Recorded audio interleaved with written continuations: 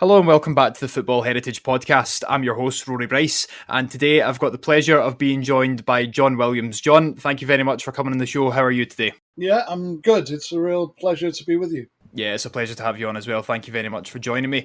Today we are going to be, I suppose, doing a bit of an episode in two parts. Firstly, we're going to be talking about John's recently published book, which is called Football in Wind and Rain, and it's really a look at the stories and the events which made football in the UK, which is brilliant. It's a really great book.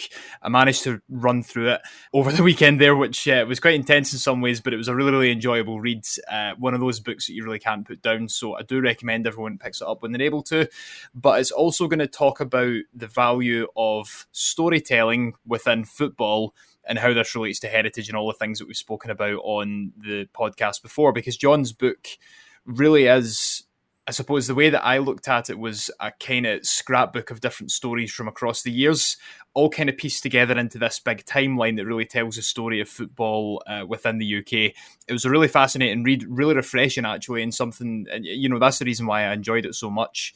And why I found myself struggling to put it down. But just before we get stuck into things properly, John, why don't you tell our listeners a little bit about yourself first of all? Yeah, I'm a sociologist. I've only recently retired, and I taught my students a course on the sociology of football for 20 odd years. And I realized as I was teaching that actually the best way of teaching them and getting them to remember things was to use the idea of the story, not to go through a single straightforward narrative, but to map out different episodes in the history of the game and try and illustrate how they connected and linked up, and why those standard features of sociology like social class and gender and race and place, they all play through football right from the very beginning. And that you can't understand a proper sociology of football unless you understand something about the history and the roots of the game. And really, this book is a different version for a popular audience of my approach to teaching. That's fascinating. I really like that approach to teaching, effectively teaching through the story, as you said, as opposed to the narrative. And I guess effectively what you've done there is created a timeline of the roots of the game through individual stories. As I said, kind of like a little bit of a scrapbook, different stories that aren't necessarily related, and then taught through it. I think that's really brilliant. It's something that I don't think a lot of people do. And as I said, it's something that's actually quite refreshing as well. Yeah, well, because I knew I was going to try and make this book available for the general reader, and I wanted to produce something that you could dip in and out of. I think you can do that with this book. You can pick a story from a different period, and all the stories make sense on their own.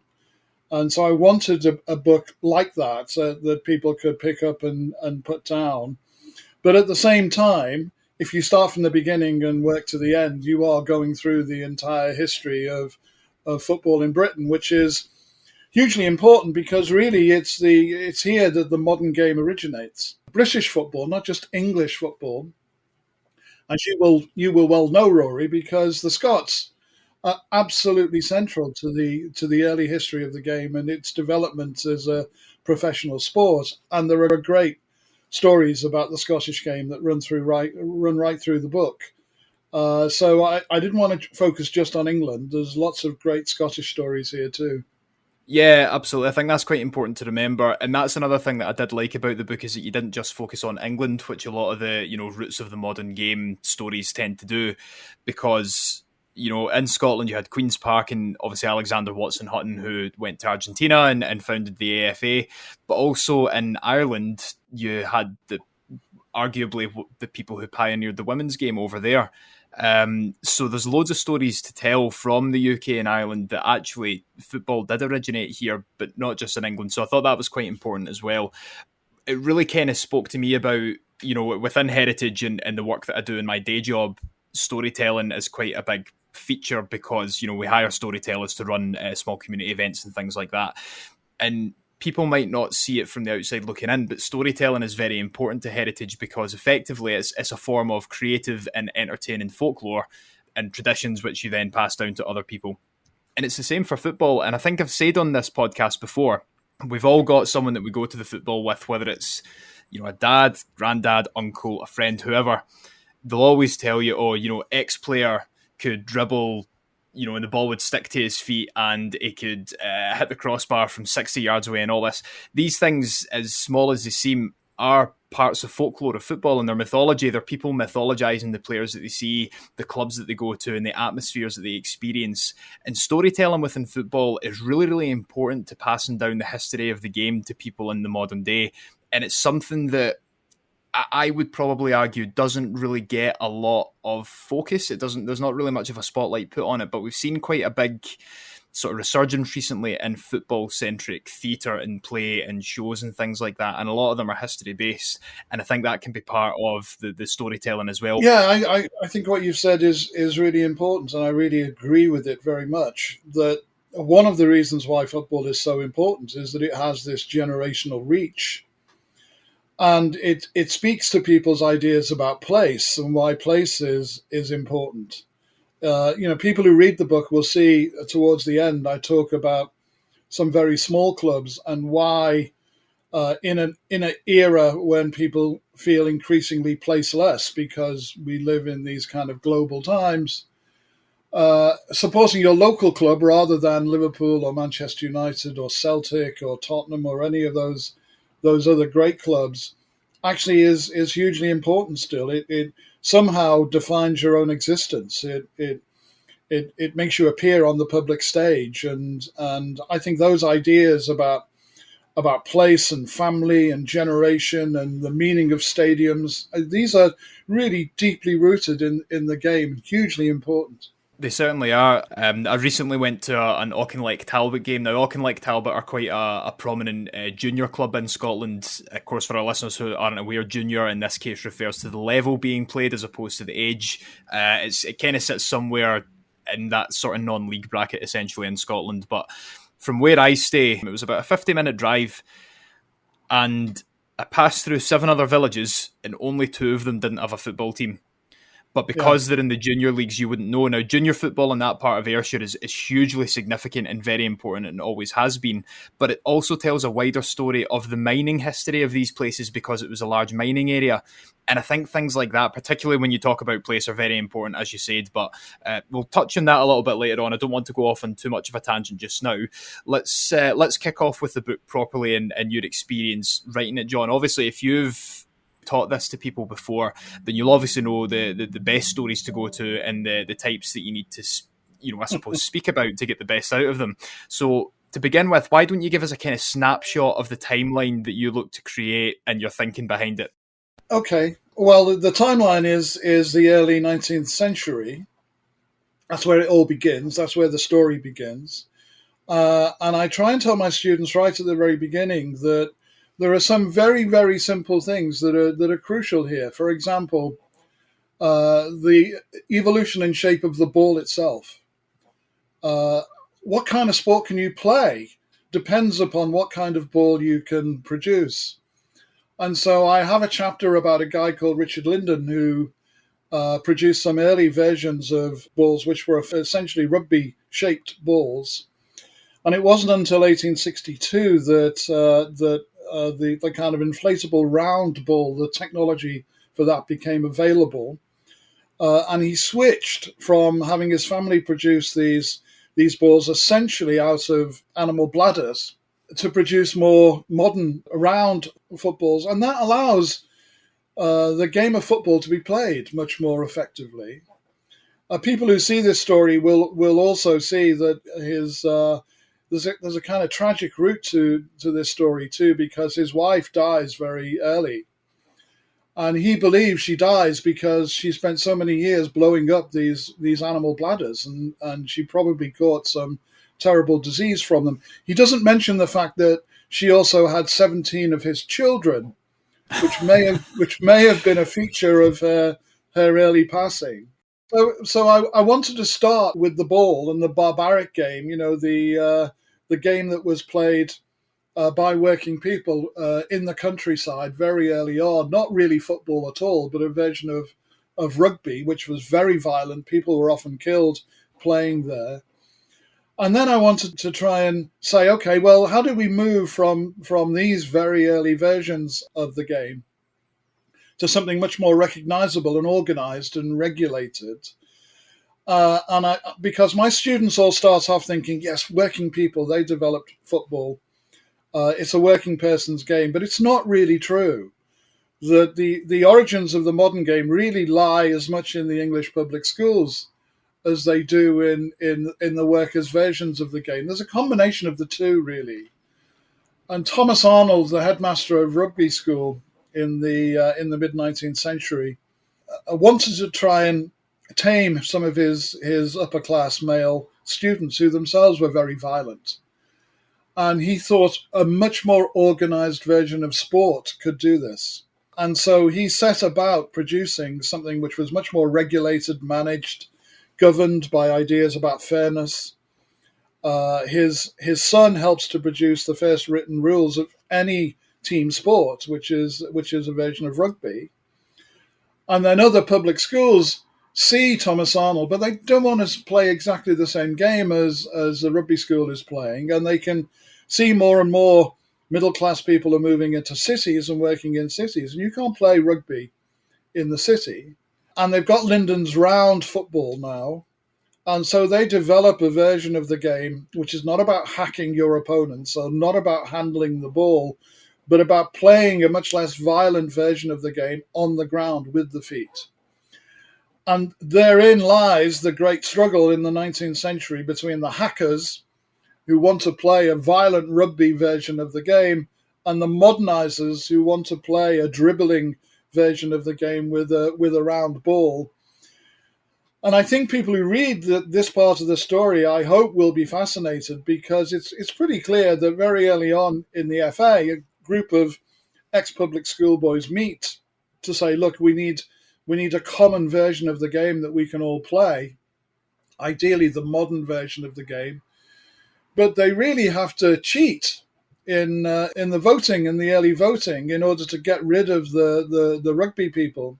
They pretend that a vote in favour of the hacking version of the game hadn't actually occurred. And when they call another meeting, they make sure they stack that meeting with supporters of the modern game. And they write down that vote. And that's how football is born, in one of those early meetings of the FA. And eventually in 1871, the hackers, the rugby playing members of the public schools, will leave the FA and set up their own rugby football union. Yeah, I think there's so many important things that you've touched on there. I think namely that, you know, and again, bringing it back to heritage, when we talk about it's the working person sport, well, yes, to a degree it is, but that's not telling the full truth. Because if it weren't for people within, you know, different schools sitting down and actually codifying the game, then who knows where it could have ended up. You know, it's all ifs, buts and maybes, but ultimately we need to share this heritage with the people in the schools who actually help to write the rules for the game that we play today. And that's just fact, you know, and that has to be part of the heritage of the game as well. But like you mentioned there, it really speaks to the wider, you know, kind of political, social and economic context at the time when we look at these types of things, such as, you know, someone dying from blowing up all of the balls because they've probably caught something from the animal skins. Obviously, maybe wouldn't have access to the types of medicine that we had today or suitable healthcare, and therefore they die. Do you know what I mean? And that's yeah, you know, exactly. So that's a sign of wider things that are going on. And I just find it such a fascinating way to teach sociology and different eras of history through these different stories. And obviously that's very much the beginning, but through the different eras as you go, there are some commonalities that kind of crop up, aren't there? Yeah, but commonalities and huge differences around, particularly around class, because, you know, the public schools are obviously rooted in a very kind of different class dimension to those workers who are now playing the game. And the FA, the public school boys at the FA had this great problem with working people, because once working people started to play football, they wanted to win. And that was a real problem for the men of the FA and the old public school boys, because for them, playing the game was about playing the game. It wasn't about trying too hard. It wasn't about training. It wasn't about doing too much preparation. These members of the English upper classes, they saw themselves as naturally superior to people from other classes and from other countries. And that in some respects, being coached or preparing too hard to play meant you wanted to win too much and you were not relying on your natural ability.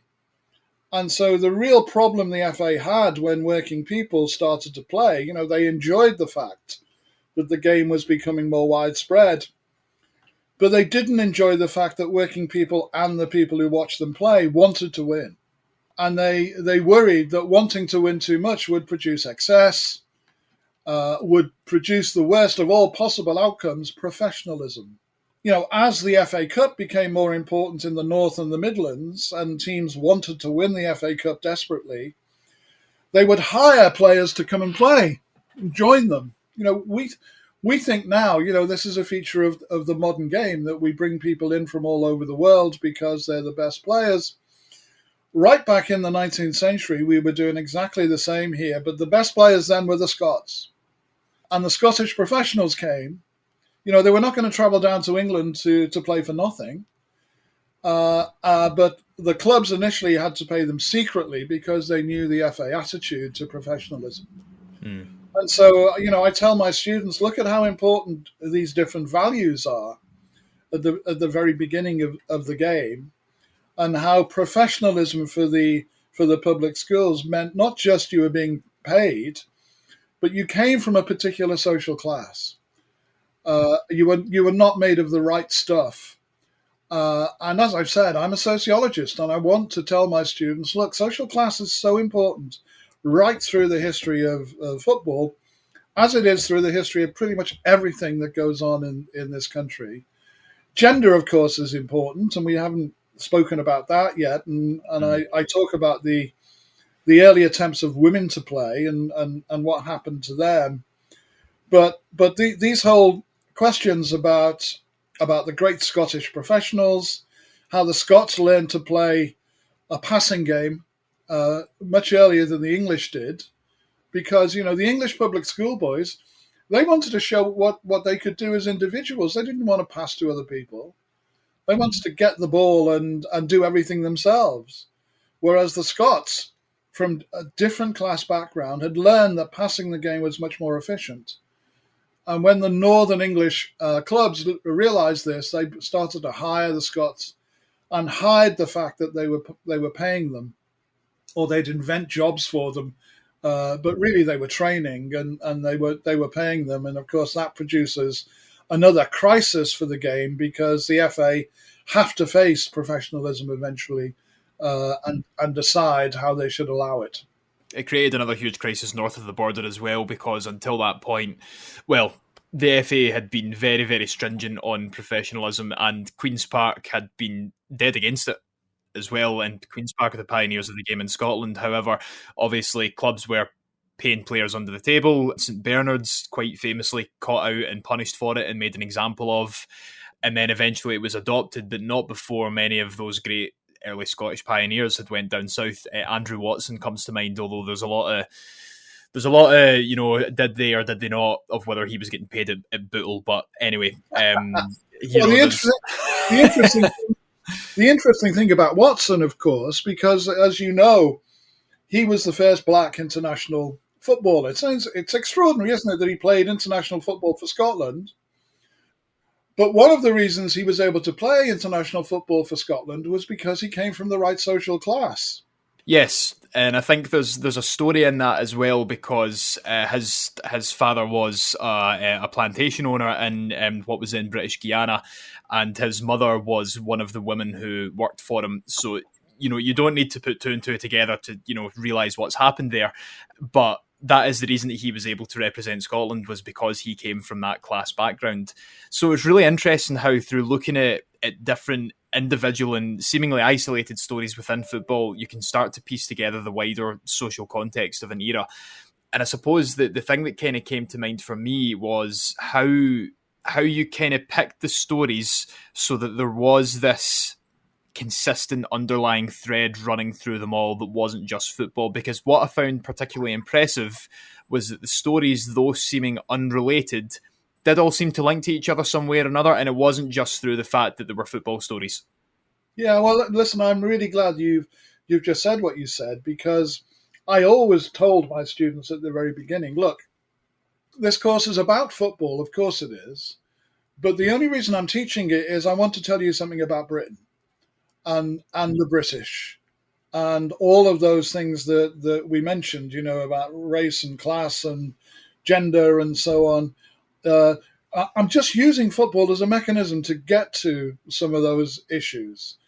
And I think that's what I try to do in the book. I try to say, look, there are 80 stories here, and they all stand on their own, but there's a deep link that connects them all. And what I'm trying to do as I'm moving through the timelines is to say this is how Britain itself became the nation that we are. This is who we are, and I'm telling you the story of who we are through football, which is so important and central to most people's lives. Yeah, I can't remember which guest it was we had on, but they echoed those sentiments that through football we can learn and teach so much, and it's just through the different things that have evolved around the game and led to the game being created. But through studying it, we can find out things that we didn't know were a thing. And there's people that say, oh, football should just be for people to switch off and have, 90 minutes to themselves. And that's fine if people want to do that. Like that's absolutely fine. But I think trying to deny that there isn't something deeper within research in football, is just kind of denying what is an incredibly historic and incredibly rich sport. Yeah. And then you and I have talked so far about the roots of the game, which are very important. And I wanted to teach my students about the deep roots, the origins of the game. But I also wanted to tell them, look, the English FA, the founders really of the game, because as you know, the British took the game all over the world. Scots and English and other travellers took the game to South America and other parts of the world. But the FA in England were very dubious about playing football with the rest of the world. For some of the reasons we've already spoken about, the sense of natural superiority that the English particularly had.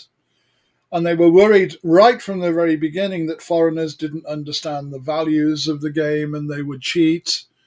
And you couldn't trust them, and their crowds were too wild. And there were lots of reasons why the FA decided that it was dangerous to be a central part of the game. So when FIFA was founded in 1904, the home countries didn't join. And they were only intermittent members. They didn't play in the World Cup until 1950. I mean, it sounds extraordinary now, but the founders of the game didn't play in the World Cup until the 1950s. But one of the other reasons why the FA was so dubious or so careful about the international game was they feared that the international game would become a kind of a sounding board for nation building and for national identities in an unhealthy way. And I tell my students, and they were right, because that's exactly what happens in the 1930s. The Italians and fascism in the 1930s, Hitler and football. There's a story about a very famous match in 1935 between England and Germany at White Hart Lane, in the heart of the Jewish community in Britain. And terrible things are already happening in Italy, in Germany rather, under Hitler, and everybody knows what's going on. And yet the English say, well, no, football is above all of that. We need to keep football pure and clean and stay away from those nationalist agendas. And so they agree to play Germany. Germany know they're going to lose the match because the Germans only have an amateur league. They know they're no match for England and they're likely to lose. But what Hitler also knows is that if he gets people from Germany to go to England and behave themselves and watch the match in a civilized way, that will make England think differently about Germany. And that's exactly what happens.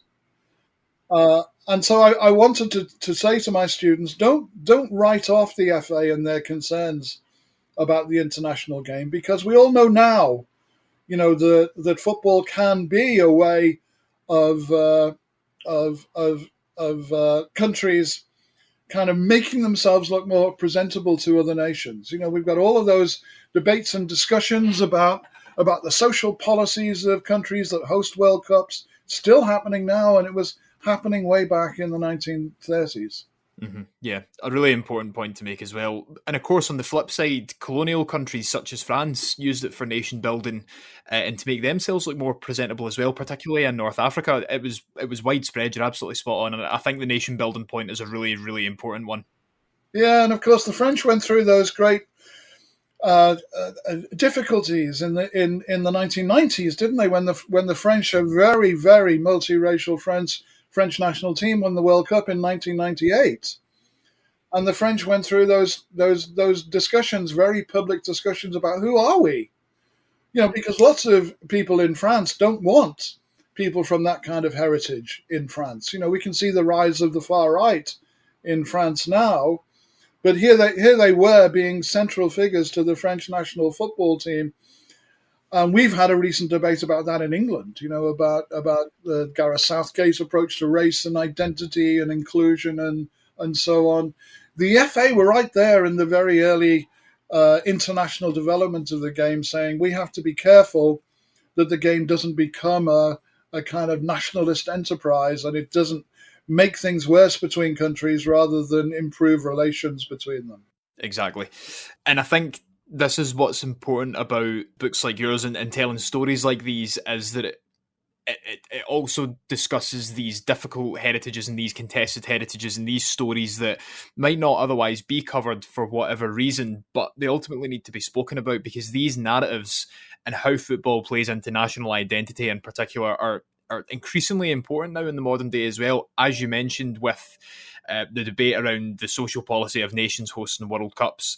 But if we look at other examples from not so long ago, within distant memory, Chile and Argentina, then the same things come up as well. It's been an ever present within the game since it founded. No, absolutely right. And like I say, the FA, in a way which some people thought at the time and still do think, it's really about us wanting to be separate from the rest of the world. And it was partly about that. But it was also the FA believing that some nation states, some governments would want to use the game for their own ends. That happens in Uruguay for the first World Cup in 1930. It's a new government. The Uruguayans wanted to present themselves to the rest of the world in a particular way, and thought hosting the World Cup for a small nation like this would have huge benefits for the nation and for government and for democracy. Sadly, democracy didn't last very long in Uruguay.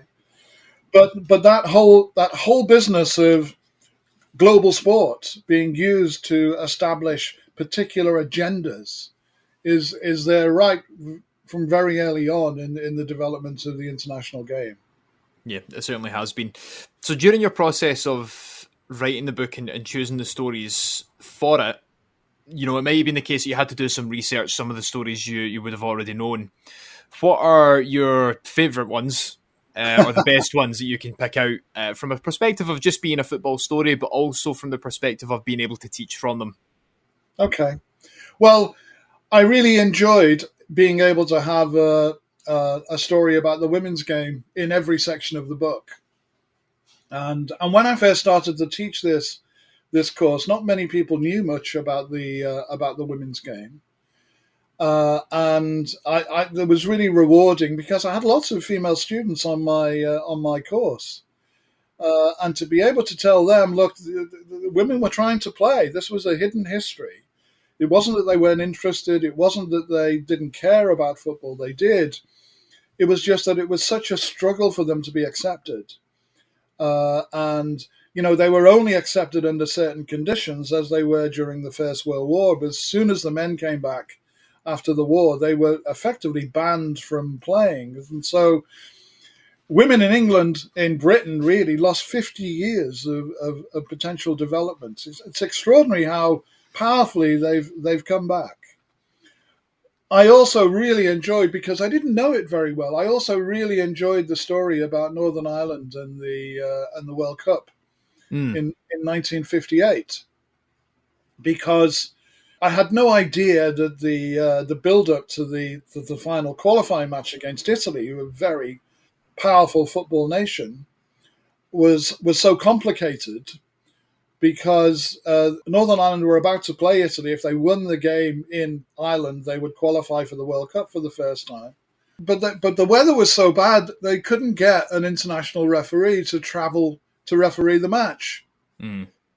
And this seems amazing to us now, but this went on for so long that people were already in the stadium when there was no referee to referee the game.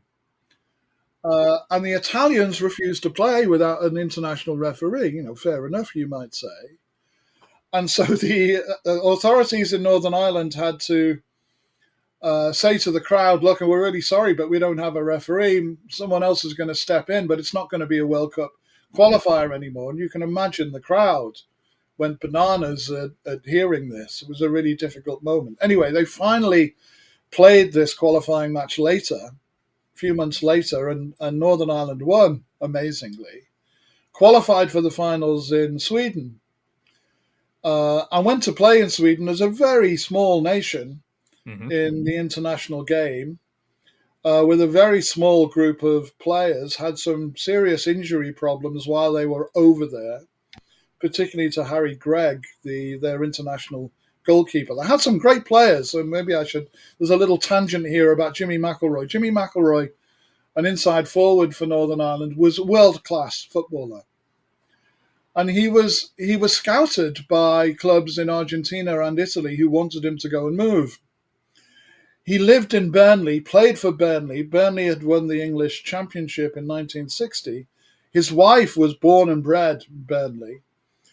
Of course, he was on the maximum wage, so he was hardly being paid anything to play in England. And two clubs from Italy and Argentina asked him to come and sign for them. And he went to his wife and said, look, we've got this great chance to go abroad. I'll earn this fantastic salary. We can have a completely different lifestyle. It'll be wonderful. What do you think? And his wife said, well, why would we leave Burnley? And so they stayed in Burnley. In the World Cup, the Northern Ireland had these terrible injury troubles. Harry Gregg was injured. Their reserve team goalkeeper was injured during the next game that he played in. The trainer came on, with the bottle of water. Basically, that was how you treated people on the pitch. But he also had a bottle of whiskey that he gave the goalkeeper a slug of to see if he could revive him a little bit, which he did. Carried on playing, and Ireland qualified for the knockout phases. It's a great story. Phenomenal. Yeah, I love it. I think one of my favourites was the chapter that was called Killie and the Sun. Obviously, so taking lyrics from one of Celtic's most iconic songs revolving around the 7-1 beating Rangers. But then, obviously in that season, or within the year, Kilmarnock end up winning a trophy themselves, and it's often forgotten about that this happens. And it's these types of unknown stories that we love telling. But I did like how you mentioned the women's game throughout the book. And I've told this story on the podcast before. But it was in the 70s when the Scottish Women's Football Association was effectively, I say finding its feet, but we know that it would have found its feet much quicker if it was actually given support from the Scottish FA itself. But it was when a woman called Elsie Cook was trying to arrange an international match between Scotland and England. Now, this was in the era of Rose Riley, and eventually Rose Riley and Elsie Cook were sin-dyed by the Scottish FA because they spoke out against them, more or less. But they'd arranged for this international match to take place, I think, somewhere down in Kilmarnock, maybe around Stewarton. So they all got to Glasgow and found out that their minibus had cancelled on them because they'd gotten a bigger booking for something else. So, in the modern day, that just wouldn't happen. But these are the types of troubles that women footballers faced in those days. So what Elsie Cook ended up doing was paying a van driver £30 from her own pocket, which in the 70s was a huge amount of money, to eventually take them in the back of his van to Kilmarnock to play this international fixture with balls, cones, jerseys, and all of their kit in the back of this van with the entire team with them. Do you know what I mean?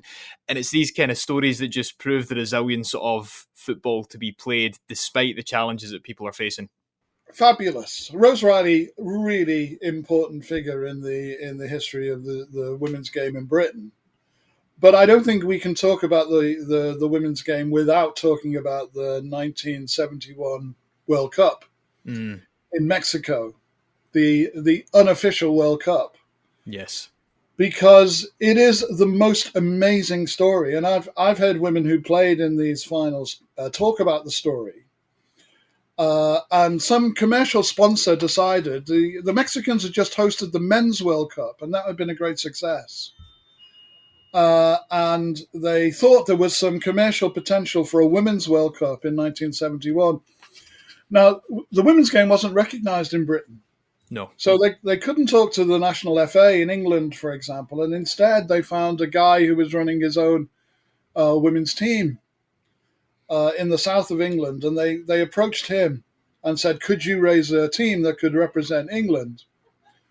And he said, yeah, why not? Because everything was going to be paid for.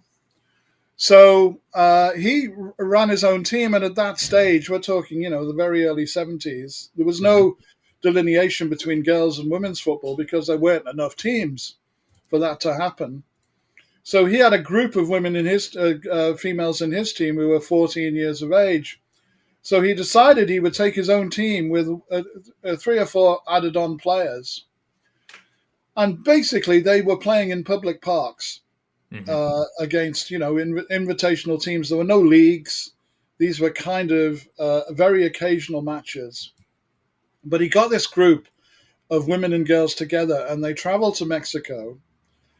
And within a couple of weeks, having arrived in Mexico City, they were playing in front of 80,000 people in the main stadium in Mexico. 14-year-olds were playing international football in front of enormous crowds. It's just the most amazing tale. And it was a great success. They were well attended, the games. They were treated regally by the locals, but they came back to Britain and they were banned. You couldn't make it up. It is a great story, and someone has recently made a film about the whole event, which if you get to see it, it's called Copa 71. It is really worth seeing and tells you a lot about where we were in relation to women's football. Yeah, as we've spoken about before on the show, mainly on the first Matildas episode, women's football is absolutely central to the development of football in the UK in particular. Up here in Scotland, issues around reclamation and claiming history and all those kind of things. So do check out that episode as well if you want to hear a little bit more about that. But one thing that I wanted to ask you, John, I suppose just to kind of explain to our listeners, why is research in football history for the bigger picture important? Yeah, well, we've touched on it, haven't we, a number of times. For me, it's important because the kind of sport you have and the reason why you have it tells you something about the kind of society you live in. And that's the reason why I use football as a kind of cipher, as a symbol of what Britain is like, because we can learn a lot about who we are by studying football and how it's developed. The extent to which we've allowed women in, the extent to which has been a real problem for people from different heritages playing, tells us something about our view of the rest of the world. We can learn a lot about us as the British just by looking at football over time. And I think that as a sociologist, that was my real interest. I wasn't interested in teaching my students about tactics or about coaching or about any of those other things that other people could do much better than me. I wanted to tell them about how important football is for understanding who we are and how significant the game is, because amongst all the ball games, in my view, it's the most democratic of them all. It's the most inclusive of them all. I know we've talked quite a bit about women being excluded, but at a certain level, it's also incredibly inclusive because you don't have to be hugely tall, you don't have to be very big, you don't have to be the fastest player around. You and I know the most lauded player in the game for the last 20 years has been, about 5'9", weighs about 11 stone, if that. Is not the strongest or the biggest or the fastest. He's just the best. And that's why football has such a wide relevance and importance. And one of the stories in the book, I live in Leicester, and I have lived in Leicester for some time. And Leicester City won the Premier League here in 2016 very famously, and seemed to challenge all of those ideas, that only the biggest clubs are the richest clubs, and money virtually decided the game now. Leicester City winning the Premier League challenged all of those assumptions. But what I also say in this chapter was what was really remarkable was, we have Leicester here is divided between rugby union and football, and the rugby union club is recently much more successful than the football club. But if the rugby union club won the European Cup in rugby union, the biggest trophy in rugby union, and decided to have a celebration, there'd be 5,000 mainly white middle-class people celebrating, nobody else. Here, when Leicester City won the Premier League, the park that I'm looking at now from my front room, there were 250,000 people in this park, and they were from all sections of the community here. And they all felt somehow that Leicester's a very multiracial, multi-ethnic community, and they all felt they somehow could connect with or have a stake with the local football club. And I think that is a very powerful force for bringing people together and sharing something that is meaningful and important. And I don't think in a society now where we often don't share things, where people from different backgrounds do things separately, football is one of those few moments where people really can come together and share something meaningful, and everybody understands what's at stake, and everybody feels a part of it, and that is really worth remembering and worth celebrating, I think. Yeah, I would completely agree with you as well. And I think celebrating it's important, and this is where the storytelling element comes back into it, because obviously when you're telling stories and when you're talking about history, you want to be as factual and as accurate as possible. But part of the appeal around storytelling is that you create these myths around different players and different clubs, which is equally as important in itself. And it's not to say, we do need to be careful about straddling the line of, historical inaccuracy and outright lying and exaggeration. But ultimately, a touch of exaggeration is what makes it a myth. So how important is it that we continue straddling that line, but actually use storytelling within football and champion it a bit more as something that can be important for, football heritage and preservation? I hear you. I mean, it's a really interesting thing that you said there, because I don't want people to think about this book, well, this is an academic and he's written a book that is very academic and I'm not going to be able to get into it. I don't think I've done that. And from what you've said, I don't think you think that either. But what I've tried to do is to say, look, I want to tell you some stories that I think are interesting. And they're funny in places, and I want to use language that will help you connect with them. I do want you to learn something, but I also want to tell you about things which I think you'll find interesting and very often amusing. And that's the way I want to bring you in. And, I have you'll know I have a list of sources at the back, because I also want to say, look, if you want to go and read these things written by other academics, go and read them, because they're there and they're available, and you won't have trouble understanding them. And they very often talk about things that you already know something about. So I do want people to know that this book is for everybody. If you're really interested in the game, if you want to know a little more about its history, if you want to try and understand what it says about who we are as the British, and why the Scots are so important to the history of the game here, this is definitely a book for you. I would completely agree with that. We'll put links to the book in our show notes for all of our listeners who want to go and have a look at it now. It's called Football in Wind and Rain, The Making of the British Game, and it really is a fantastic read. Digestible, as you said, you can dip in and out it when you like. Really, really good book. And as you said, and what is also important in another discussion within itself is that accessible reading material for football history like this is quite hard to come by, which is another reason that I particularly enjoyed it. But I think that'll do us for today. John, thank you very much for joining us on the show. It's been an absolute pleasure speaking with you. Is there anything else that you want to say just before we finish up for today? No, I don't think so, Rory. I've really enjoyed our chat. It's a great thing you're doing, I think. So keep it up. And if we get a few more sales for the book, happy days. Absolutely, happy days indeed. But yeah, thanks very much for coming on, and thank you very much for your kind words. Of course, for all of our listeners who want us to cover any topic related to football history and heritage, please do get in touch with us. You can email us at hello@footballheritage.co.uk or DM us on X or Blue Sky. But for now, John, say goodbye. Bye, Rory. Nice to see you. So goodbye from me as well. We'll see you all again next week. Goodbye.